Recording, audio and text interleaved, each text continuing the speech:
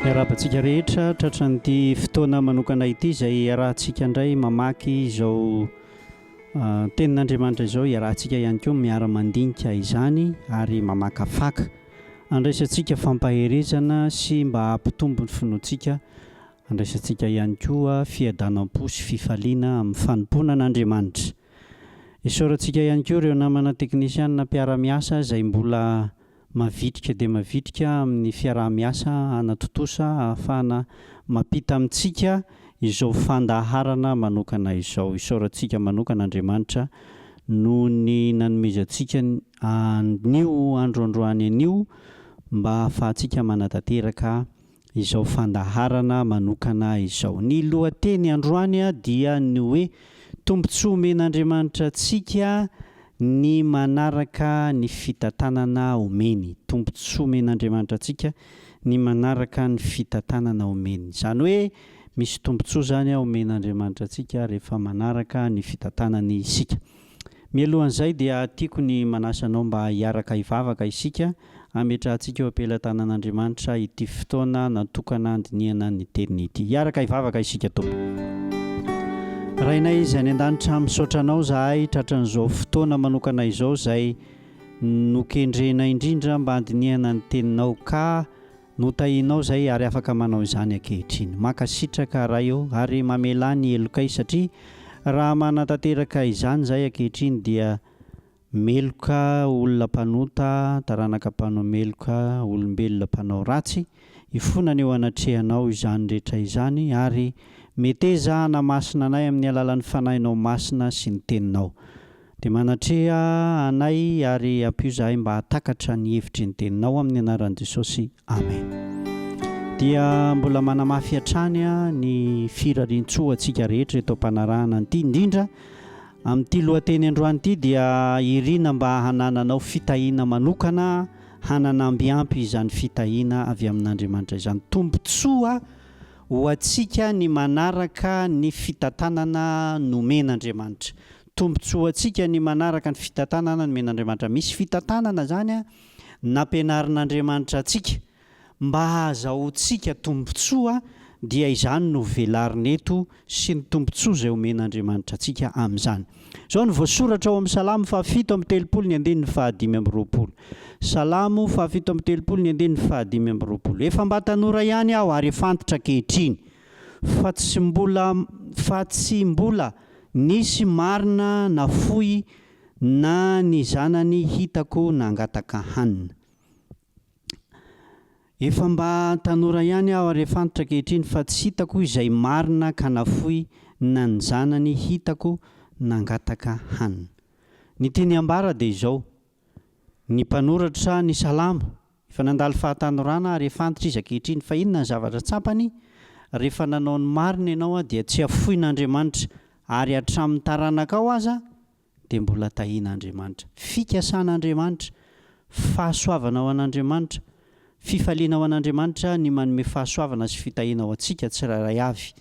Ka na amin'ny fahatanorana na amin'ny fahanterana dia irin'Andriamanitra ny hanananao izany fitahiana izany ary tsy afoiny ianao rehefa manao ny marina. Teny fampanantenana lehibe izany.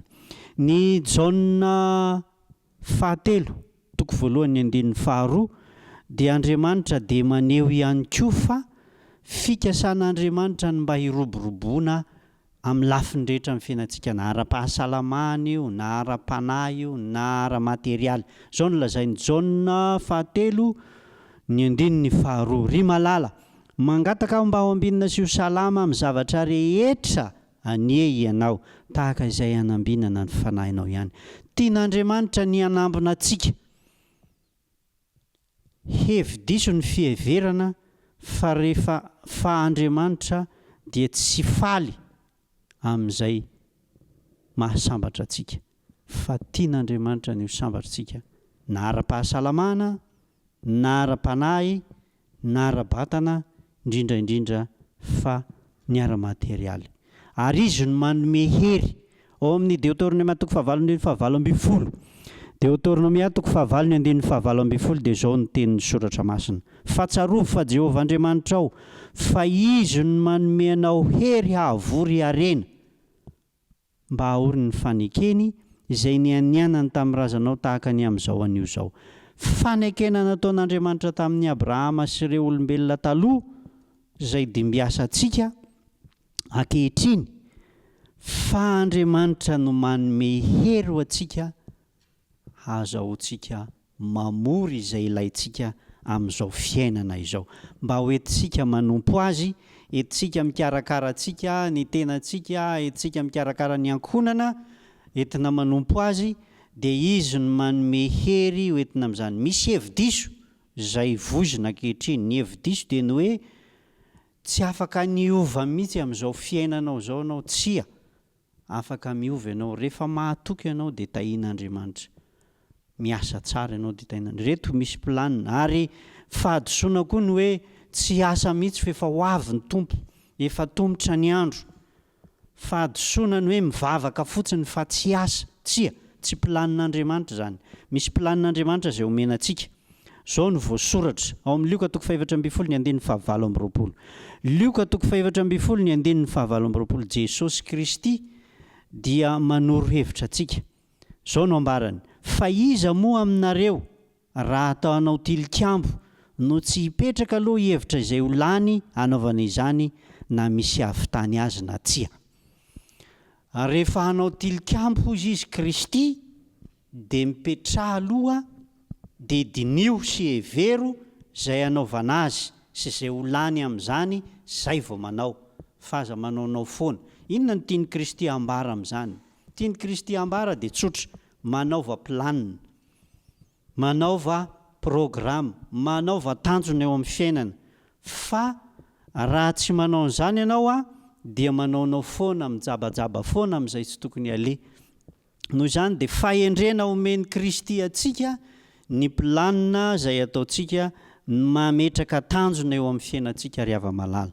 Tsy fahotana ny mametraka an'izany tanjona izany, zava-dehibe. Ary Kristy eto dia mampianatra fa raha misy olona hanao tilikambo anankiray dia mipetraka mihitsy aloha. Izany mipetraka izany moa izany mandinika dia mihevitra izay ho lany, manao devis izany, dia sy izay hamitany azy, na tsy ho vita io na ho vita. Izany hoe miankina amin'izay ananana izany. Izay ny tenin'ny Soratra Masina. Ilaina izany planina voalohany dia izao: manao tanjona ho tratrarina ary mametraka programma, manao planina. Na vola miditra io, tsy hoe ny vola miditra aminao dia ray tapitrisa raisina amin'ny faran'ny volana, dia tonga amin'ny faran'ny volana dia vidy telefônina ray tapitrisa ianao dia vita, tsisy sakafo, tsisy laoka, tsisy ninina, ry ava-malala. Hoy izy Kristy hoe mipetraha aloha dia dinio izay atao. Planina azahoantsika fahasoavana izany. Ny torohevitra manaraka ao Malaki 4:9. Inona koa ny toromarika omen'Andriamanitra antsika mba handraisantsika fitahiana? Izao no ambara ao amin'ny Malaki 4:9. Eto nareo ny fahafolon-karena rehetra ho ao an-trano fireketako, mba hasikanina ao an-tranoko, ary izaho toetra amin'izany aho, Jehovah tompony maro. Raha tsy voako ny varavarana lanitra ho anareo ka ampidinako fitahiana mananambiampy ho anareo. Ry havana, misy olona tsy mino an'izany teny izany, ho tsy tenin'Andriamanitra izany. Fa Andriamanitra mihitsy no miteny manao hoe: hoy Jehovah tompony maro, ho voako ny varavarana lanitra ho anareo, hampidinako fitahiana mananambiampy. Izany hoe mitosaka ny fitahiana. Io ilay tenenin'i Jesosy Kristy ao Matthieu 2:20-1:2 manao hoe: aloavy izay ho an'ny Kaisara ny Kaisara, izay an'Andriamanitra n'Andriamanitra. Samy manana ny anjarany avy. Ny tiany dia izao: tokony hanao adidy mifanandrify amin'izay tandrify azy avy ny olona tsirairay. Misy ny atao amin'ny ray aman-dreny, misy ny atao amin'ny fiarahamonina, misy ny atao amin'Andriamanitra, misy ny atao amin'ny fanjakana. Aoka ianao hanatanteraka izany adidy izany, fa masina eo anatrehan'Andriamanitra ny adidy rehetra izay ataonao.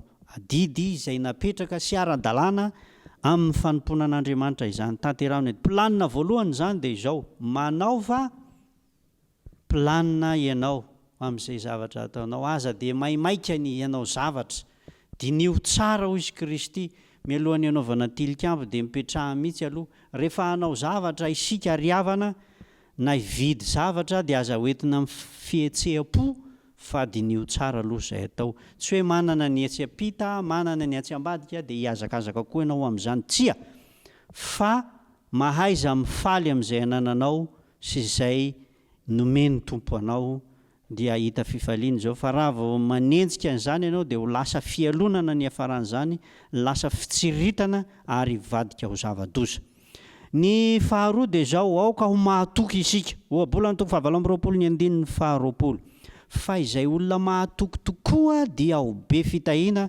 fa izay maimay tahanan-karena dia tsy maintsy ho elohina be dia be ny olona very vola amin'izao fotoana izao be dia be amin'izao andro fisolokiana izao dia mahay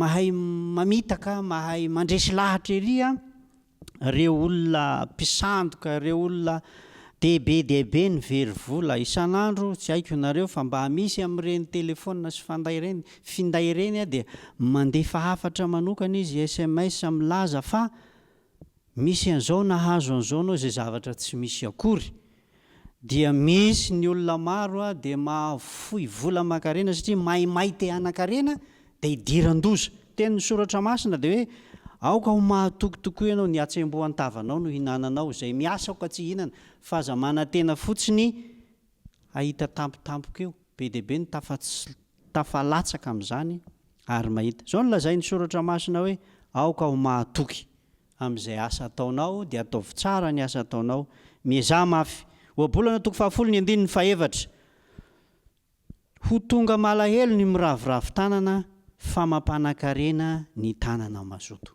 ilayntsika ny manana fahazotoana riavana malala amin'izao andro efa miasatro zao na dia somary manahirana aza ny fijoroana mirariny sy ny hitsiny miezaha miasa tsara miasa mafy ary indrindraindrindra manao ny fahamarinana raha fitinina izay rehetrarehetra nambara teo zay dia zao no izy fikasan'Andriamanitra ny tsy hahafoy anao hatramin'ny taranaka ao faramandimby dia tian'Andriamanitra ny hanomezany anao ny fitahiana manomboka eo aminao ka hatrany amin'ny taranaka faramandimby raha ohatra ka manao ny marina ianao ozy izy eo amin'ny salamo fafito amby telopolo ny andiny fadimy amby roapolo efa novakiana teo hoe efa mba tanora ihany aho ary efantitra ankehitriny fa tsy mbola hitako izay marina ka nafoy na ny zanany hitako nangataka fitahiana ao antsika ny fanaovana ny fahamarinana aoka isika tsy azakazaka amin'ny zavatra izay ironan'ny olona rehetra fa mahaiza mandanjalany tsara ozy Jesosy Kristy hoe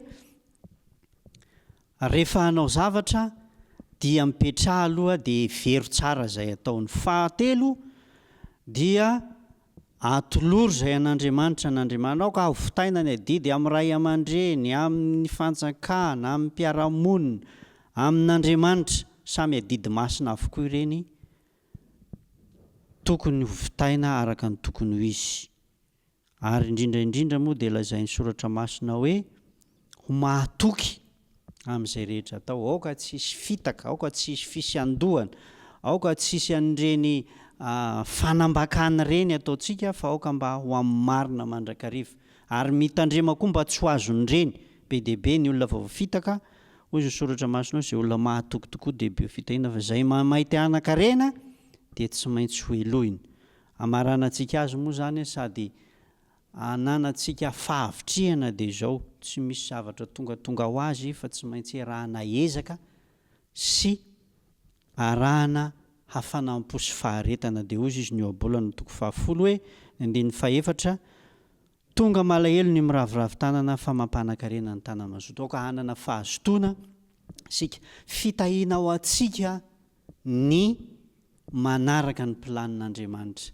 fitahiana ao antsika raha antsika izany tenin'Andriamanitra izany dia hirotsaka amintsika ny fitahian'Andriamanitra ary voaro amin'ny ratsy isika voaro amin'ireo fitaka voaro amin'ireo fakapanahy izay velariny devoly izay ataony hamotehana sy hanimbana antsika faoka hijoro amin'ny marina mandrakariva tsy maimay amin'ny zavatra izay tsy antena fa handeha araka ny rariny sy nitsiny. Tompony tayantsika rehetra ka ho ambinina tokoa isika mba ho salama, ho ambinina amin'ny zavatra rehetra, ho ambinina ny fanahintsika ka dia hanana fiadanam-po amin'izao fiainana izao amin'ny fanompona an'Andriamanitra sy amin'ny fiainana ho avy koa. Ho amintsika rehetra ny fiadanan'ny tompo hiaraka hivavaka isika. Rainay izay any an-danitra misaotra anao zahay, nomenao izany toro lalana hoentinay miatrika ny fiainana ankehitriny. Mahatsapy izay fa mihasarotra ny ady hatrehan'ny taranaka olombelona amin'izao fotoana izao, indrindra eto amin'ity nosonay ity, mangataka aminao manokana izay mba homenao fahazotoana, homenao fikirizana amin'ny asa tsara, amin'ny fahamarinana, amin'ny fahalalana onony amin'ireo adidy izay tokony hatao, ary indrindraindrindra mba hahatsiaro anao, hanome voninahitra anao, mba hampisokatra ny lanitra, androsanao fitahiana mananamby ampy ho aminay rehetra. Ny fiadananao anie ho aminay, ho amin'ny isam-batan'olona, ho amin'ny isan'ankohonana, ho amin'ny isaparitra, ho amin'ity firenena ity, ary mba hiadana finaritra izahay, hanana izay ilaina sy izay tadiavina rehetra, mba hahafahanay miaina amin'ny mpiadanana, hahafahanay ihany koa manompo anao amin'ny mpifaliana, ary voninahitry ny anaranao izany rehetra izany. Dia io ny asa mandraharahan'ny isam-batan'olona, ny vavaka dia tononona sy angatanay amin'ny anaran'i Jesosy Kristy. Amen.